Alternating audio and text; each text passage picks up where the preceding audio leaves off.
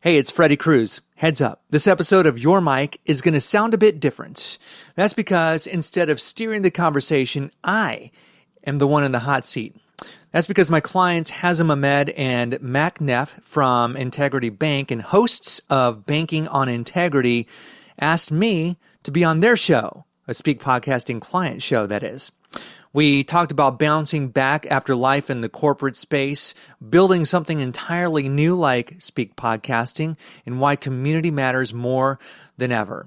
If you enjoy this episode, please do me a favor and head to their show, Banking on Integrity, subscribe, and binge listen. You'll be glad you did.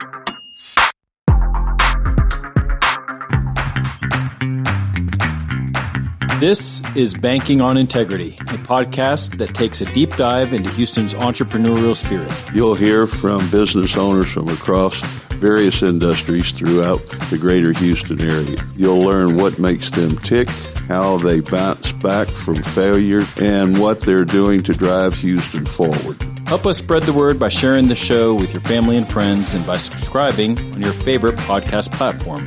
My name is Hazem, Ahmed. My name is Mack, Neff, and we are the founders of Integrity Bank. And we're always banking on integrity.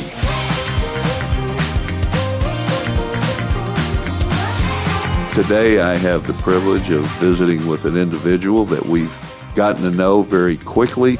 And Freddy, that's the only name. What is your full actual name? Because I'm dying to hear. I just can't believe anybody would name their child Freddy. Alfredo Lopez Alvarado III. No. Nice. Actually, that is my real name. But I do go, it's Alfred, not Alfredo. And I go by Freddy because, and that's a long story that we can get into, probably bore your audience to tears, but I go by Freddy because my grandpa went by Freddy and I'm the third. So, yeah. That's a good reason to do it because of somebody that was in your life and very important, and being able to be named after him. That's very impressive. Mm-hmm. Thank you. Freddy is the principal of Speke Podcasting. He is not a guest because he actually built the studio that we were in, both symbolically and physically. He's been in the studio every single episode that we've had the pleasure of recording. Mack and I were talking and said, how have we not done an episode with Freddy, A, as gratitude, B, to frankly share with you how incredible of a producer he is, and to make the world of podcasting seem a lot less intimidating than it could be to our listeners who don't have the pleasure of working with a gentleman like him. So, Freddy, welcome to the studio again. It is an absolute honor to be a part of your show, and I was telling Mack, and I know that I've written this in multiple emails, you'll get bored to tears, me telling you that every time I'm around you and your business partners, it makes me want to be a better human.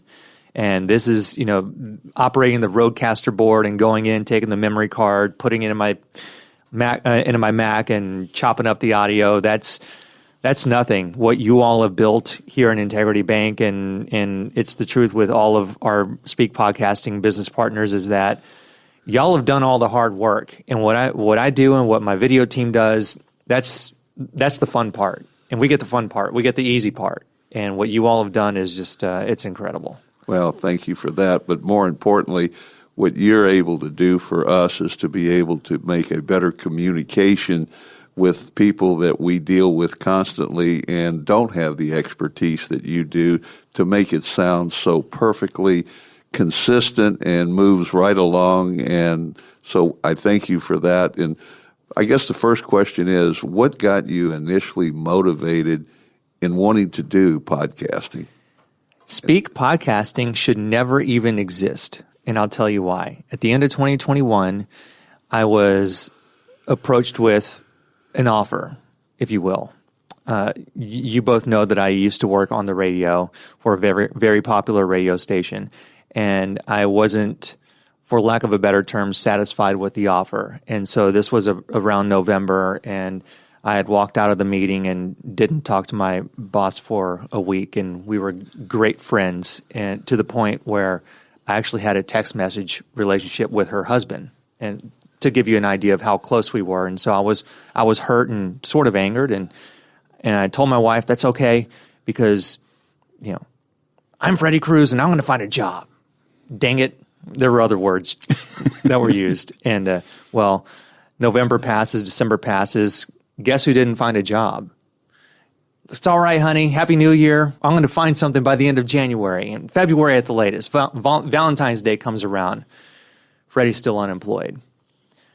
March comes around, April comes around, and I pick up some freelance work, and I end up with a job interview. And this is hundreds later, gentlemen. 400. I lost count after 455 applications. I had a handful of interviews, a lot of form rejections. I think I still have the folder on my desktop to remind me of why I'll never work for somebody ever again or even try. And it was the last interview that I decided, maybe I'm just cut out to be an entrepreneur because I've handled so much rejection and indifference. And when I go back to losing count at 455 applications, I only got about 50 some odd rejections. So that's a lot of indifference and a handful of interviews, I think 6 or 7. And so the last interview, the straw that broke the camel's back was it was a job that paid quite literally a quarter of what I was making in my highest income year. And so I was telling the big guy upstairs, look, I'm humbling myself. I'll do anything. I'm sorry. It was the ego. I promise. Look, this is me humbling myself, and I didn't get the job. And I looked at, and I really wanted it too, by the way. Not just because I want to work, but because I really thought it was a great company. That shall remain nameless. And so after I got the very nice rejection, not a form rejection, very nice rejection letter about how well the interview was, yada, yada. And I go on their website, and I'm feeling really bitter and poopy pants. I'm like, I can do all that. Well, I can do that. Oh, well, I can do. Wait a minute. And so then that was the first iteration of what I do. And so, yeah, that's. What month was that? That was April. I said April earlier. I think it was April, maybe May when I decided. And so I had an author website because I was toying around with writing while I was on the radio, and it was for a place for my fiction books. And so I'm like, all right, if I'm going to be serious about this, I need to retool my website completely, make it about the business and what the offerings were. And so that was that. And so the first iteration was Freddy Cruz Creative Works. Long, boring name. And if the previous, hindsight's always 20/20, that all the trouble I had finding a job, it didn't teach me that, well, no one knows who you are. And Creative Works really means nothing. And it's really long and it's a boring name. And so at that time, and this is going back into 9 months, a year later, and I'm like, I need to really think about what I'm doing here. What's going right? Oh, podcast production's going right. And so I'm on a run about a half a mile down Bel Air Boulevard in Richmond. I'm like, well, podcasting, what are you doing? So this is sort of the creative in me. I'm like, all the words that are involved with podcasting, talking, microphones, speaking, Sparrow, one of my dogs, Zeke, Speak. Oh, wow, it's a play on words. It can be cute. And wow, I love dogs. And well, Houston's homeless animal population is miserable, and that's on a good day. So it's a purpose-driven podcast production company. And so that was the birth of Speke Podcasting. That's the current and second iteration of what we do. Out of the two, you picked the right one. Let me ask you this. I want to go back before we talk about Speke Podcasting and specificity. You said, I realized why I'll never work for anyone again. Answer that question. Why will Freddy Cruz never work for anyone again? That wasn't my choice to make. I think the job market decided that I was unhireable. And so I'm just mirroring back to the job market that, okay, you don't want me. Well, I guess I'm just going to have to put my own table together. And this is coming from somebody who's always been traditionally employed. There's not an entrepreneurial bone in my body. There just isn't. I wasn't the kid that had a lemonade stand. I wasn't flipping baseball cards when I was a teenager. I wasn't mowing lawns for $30 a yard during the summer. That just wasn't me. I've always been the employee. And I just didn't know it. I didn't know it, and for some of us, it takes longer than others. There are some people, you see the sort of cliche stories of the lawyer who in her mid-30s decides that it's not for her because she's tired of 20-hour days and she's building somebody's empire, and now she's going to open up a bakery in New York. Well, I didn't learn that lesson until way later on in my life. And so, again, I just, that choice wasn't mine to make. How did you get your first podcast job? Who was it in generalities, if you don't want to mention a name, but just what was the business or the entity that made you feel like, wow, this was a good day. I was glad I did it. My first podcast client was The Rose, and they are currently our longest podcast client. And this was right when I was like, okay, well, I don't know anything about owning a business. Again, remember, I'm a lifelong employee, all the way down to my first job at McDonald's. I've only ever known to report to a boss, okay? And so I'm like, all right, well, I'm watching Alex Hormozy one day on YouTube, and I'm like, oh, okay, well, just start to reach out to people on Facebook. So I reached out to Dorothy Gibbons, who's the co-founder and a very dear friend of mine, and I'm like, hey, would you like to meet up for coffee? And that works, except we didn't meet for coffee. I'm paraphrasing the exchange here, but she's like, Freddy, if you're going to sell me something, you're going to come to me. And so I went to her office and you all have seen the presentation. I mean, it's not a template, but it's a personalized template, sort of a presentation with, here's what the Roses podcast can look like, just like you all saw what Integrity Bank's podcast could look like. And so I go there with a deliberate plan of like, hey, this is what we can do for you. You need a podcast. And it must have been the win that I needed, because her response was, after all the talk about why the Rose needs a podcast, Freddie, we've been wanting to have this for years, and we just didn't know how. I'm like, certainly this is not that easy. For those who don't know, what's the Rose do? It's an incredible nonprofit local organization. Tell everybody, Freddie, what impact they've made on our city, which is incredible. Yeah, so the Rose started in 1986, and they provide mammograms at no cost for the uninsured. In fact, 3 insured women can go to the Rose, get their mammogram, and it'll help 1 uninsured woman get screened.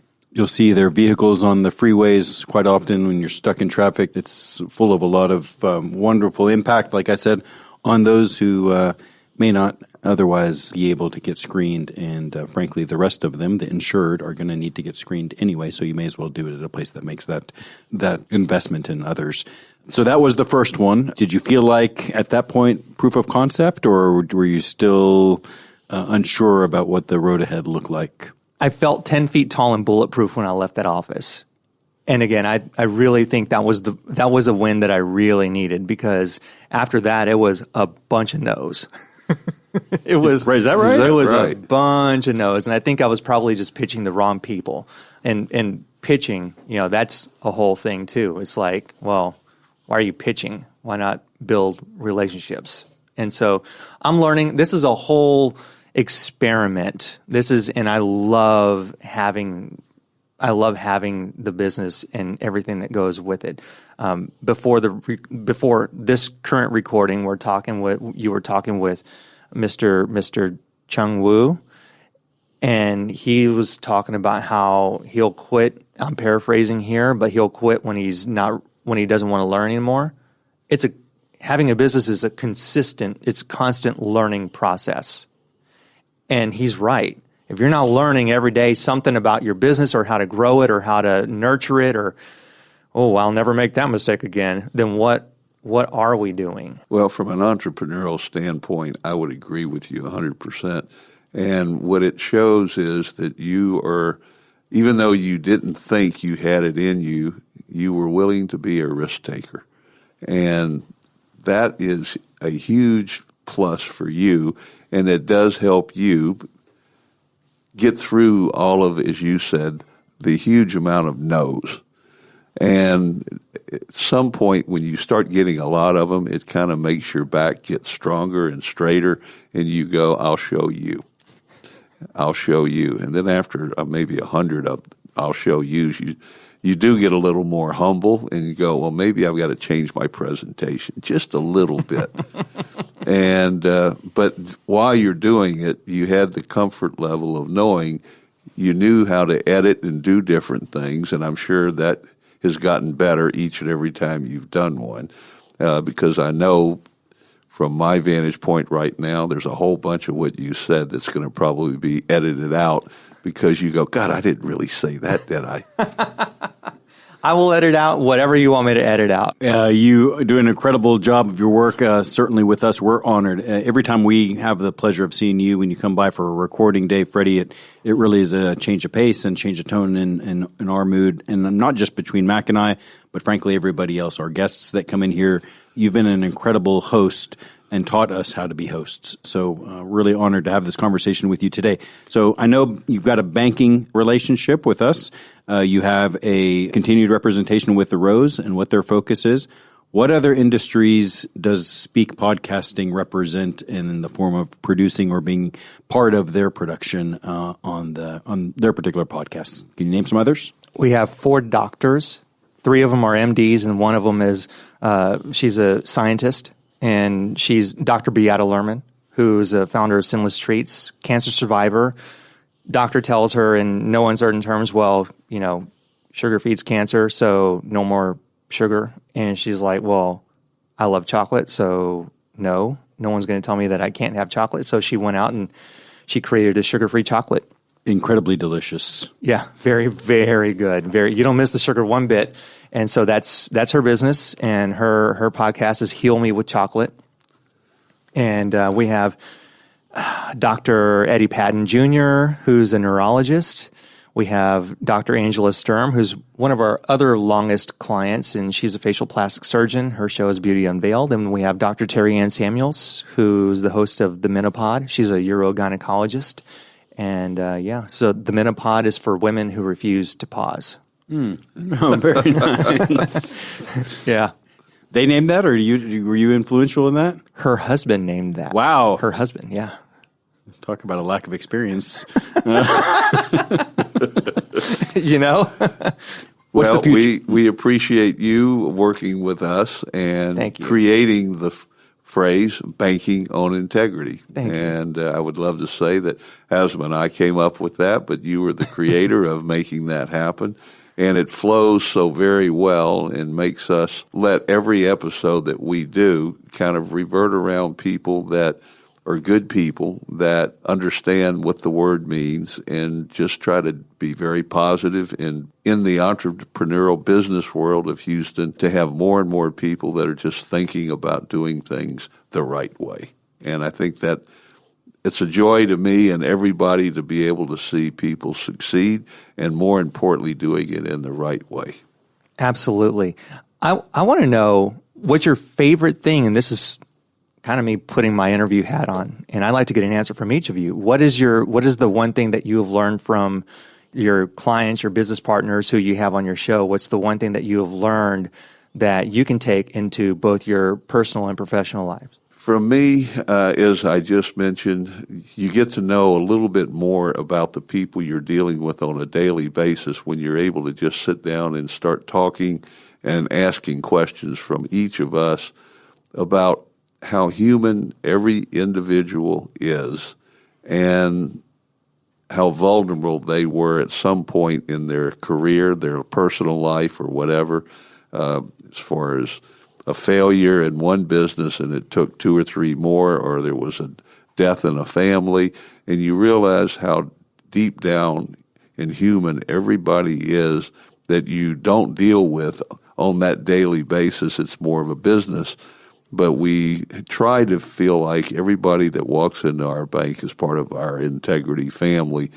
But what I'm always amazed with, even though I know them for possibly many years, at the end of a podcast, I go, wow, I didn't know that about them. And I'm so thrilled that we had the podcast because I know a little bit more about them. I couldn't agree with everything you just said anymore. But frankly, maybe in a little bit of a different angle, I would say also, we're in such a rush in life, and everything is a bullet point, and my bio can't be more than X amount of characters. And so we're we don't take time to listen to each other, to share a story.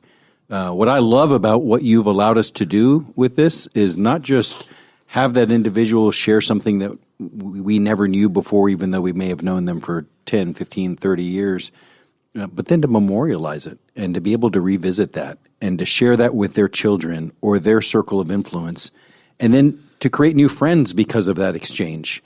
That's been the thing that I am so proud of. Freddy, you're not going to respond positively to this, so I'm going to say this to everybody else who's listening. We have no idea what we're doing, and Freddy is incredibly patient with us. And if you ever have any inclination to record anything at all, call this gentleman and look him up. He's a friend, and he's somebody that's going to be incredibly valuable to your success and to making your dreams come true. That said, the environment of the comfort of the exchange, the discussion, the sharing of ideas, we don't do that enough. Everybody's so rushed to win the game, whatever that game is. And even if you win it, you realize, what did I get? I got a stupid prize that I'm going to put in the closet that I don't care about. Mack and I talk about this so often. Our real wealth is the relationships we have. You've made us wealthier. Well, and one thing Hazem mentioned to me in the last day or so, Mack, how many podcasts do you think we've done now? And it's happened so quickly, but yet it's been going on since, April, March? And I didn't even think about it. And I'll ask you, Freddie, how many podcasts have we done now? 26, and I only know that number because Hazem said it this morning. I only say the same thing over and over to different people. Well, and it's true. I am blown away that we've had the pleasure of dealing and visiting with 26 people, and it's not always at all about what a lot of people say when we say, we'd like to interview you and talk to you in a podcast. And they look at me and go, well, Mack, I mean, I've known you a long time, but I'm sorry to say, but I don't even bank with you right now. And no, that's not the point. What we're trying to do is to find people that have been successful, that have the right ethics, that have great stories to tell, to maybe incentivize other people to go, you know what, I bet you I can do it. So what we're trying to do is lay the seed and the groundwork for possibly having somebody come up with an idea that, you know what, I can be a podcaster guy and I can do what this Freddy guy does. I'm pretty good at knowing electronics, and maybe I'm going to try that. So for us, the real pleasure has also been the ability just to let other people out there not know Integrity Bank. There's a bank on every corner. The only thing I would say that I've probably said in one or two of our other podcasts, you know, if you don't bank with Integrity Bank, that's okay. Bottom line, if you're just having to bank with somebody somewhere, do it with a community bank that really understands how to have one-on-one relationships and is willing to stretch and bend a little more out of the norm than some of the big regional banks and national banks that if you fit in their little box, they'll give you the time of day. But if you're outside of their box, have a good day. And so for me, I think we're enjoying doing this, and maybe for the few people that hopefully more are listening to this, they will say, wow, I never thought about it that way. Or just a light bulb goes off in their head to go, maybe I can try this on my own. It is an inspiration. We look at people at very different stages of their entrepreneur horizon.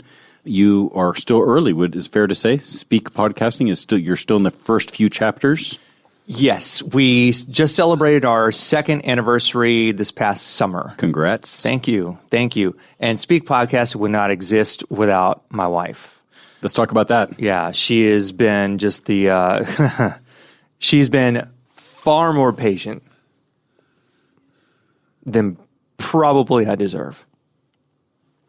I don't have the joy or pleasure of meeting her. I know Mack and I look forward to doing that one day. We'd love to have her come by the bank. Maybe we could interview her, and she can talk about her resiliency, her patience, her belief in somebody we're proud to call our friend. Freddy, you deal with people with your heart, and that's not a characteristic that happens a lot in business. So I want you to know that people in front of you see it, and they feel it. I know what that support from somebody who's incredibly important in your life can do.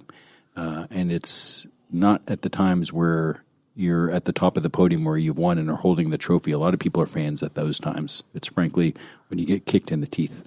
And when you get kicked in the teeth and somebody's telling you, you're the best I know, that's special. And I see that in you right now, and I know that that's what she's provided you. As a little side note on that, how long have you all been married? Oh, goodness. We got married in November 2001. So you have an anniversary coming up. Yes. At the time of this recording, it's just days before y'all are the bankers. I'm terrible at numbers. 24th. Yes. And bottom line, don't forget that. Do not. Oh, no. And under make no sure whatever the circumstance. date is, you have enough time to go find a little something to give her, or maybe make a special voice presentation and do what you're doing. And if you want to do it, and slip it under the name Banking on Integrity and play it for her. And here's what I think of you, my dear. That might not be a bad idea. That is true. You know, one of the most impressive things about her is that when we have met at U of H, and I'm going to reference Mr. Wu again because he's fresh in my mind, and he's the first individual that I've ever heard talk about the first day that he met his wife, and he remembered what she wore, because I remember my wife and what she wore at U of H. And we were in it was a horrible accounting class. And I'm sorry, y'all are bankers. Y'all deal with numbers. I went to U of H, and we may have had the same professor or two. Look, it probably is more about the student than it is the professor, though, at least in my case. But True. yes, I've been through some tough accounting classes. Yeah, but I remember what she was wearing, and I remember the auditorium, and I'm like, I need to talk to her. And so 3 weeks later, guess who finally, gets the courage to make it across the auditorium and then sit behind her and hi. Oh, what a smooth dog. It's the smoothest. But she was so uninterested, because at the time I was working full-time on the radio at a different radio station, and she was so unimpressed by the fact that I was a radio DJ, and I'm like, winner. Right there. So from that moment, when did y'all get married? We dated off and on for 5 years. Oh, my. And we're lucky. She sounds wonderful. So are you. So thank you. A pair made for each other, and I know how much impact you've had on each other's lives and each other's success, and the love that you have for each other is clear. I want to get back real quick before we turn the page to Speke Podcasting. What's ahead? Sure. How does somebody get to know you? Can they reach you? Are you open to have somebody else who wants to bounce a podcast idea off of you? Talk to me a little bit about that. I can talk about podcasting the way y'all can talk about banking all day. So please reach me, Freddy at SpekePodcasting.com, even if it's just to chat. If you have an idea, if you're not going to podcast with Speke Podcasting, that's cool. I just want you to have a show that is guaranteed to last past 50 episodes. And if I can have a conversation with you, maybe over a cup of coffee or a lunch or whatever, I'm happy to do so, because I used to think that everybody should have a podcast. Now I no longer think that everybody should have a podcast. And that's simply because many people go in, and before this recording, Hazem, you and I talked about how 90% of podcasters don't make it past episode 3. And the remaining 10%, Mack, 90% of them don't make it past episode 20. So that's why I used to think everybody should have one. I don't think everybody should have one. I think everyone should have one if they're willing to play the long game, if they're willing to go through and have a cohesive game plan for why they want to have a show, who their audience is, what the podcast is going to serve. Is it going to be an extension of your brand, or do you just want to talk about football and coffee? Because if that's the case, and you're willing to it's just a passion project, cool. So know why you're doing what it is you want to do. From a standpoint of just the last several years now that you've been in it, approximately in the United States, I'm sure y'all get statistics on it, how many different podcasts are being done by small businesses, big businesses, nonprofits, churches, whatever. Do you even have a remote number on that? I'm just curious because everybody seems like they want to do them today, just like you mentioned. There are, last I checked, over 4 million, and this stat could be wrong, but over 4 million different podcasts. However, only, and this is where the numbers vary depending on where you read, only between 500,000 to 700,000 are active. That's it. So of the existing podcasts, going back to the people who thought they were going to probably be Mel Robbins or Joe Rogan, they're a bunch of not dead, but zombie podcasts. They're not dead. They're not alive, but they're not dead because you can go back and listen to John Doe's podcast about golf and football, but then he gave up after 3 episodes.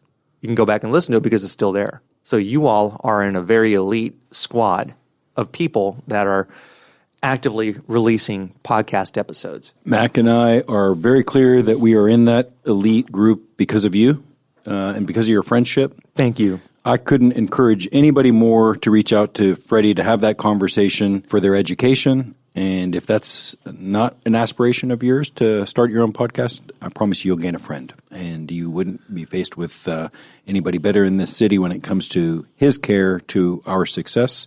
Freddy, thank you very much for being a guest / producer times 26 or 7 times so far. We're honored to know you. Thank you. I'm honored to know you all. Thank you, and we appreciate you helping us create Banking on Integrity. Thank you for listening to this episode of Banking on Integrity. Learn more about Integrity Bank at itx.bank. Please don't forget to share this conversation, subscribe to the show on your favorite podcast platform, and leave us a review. Thank you.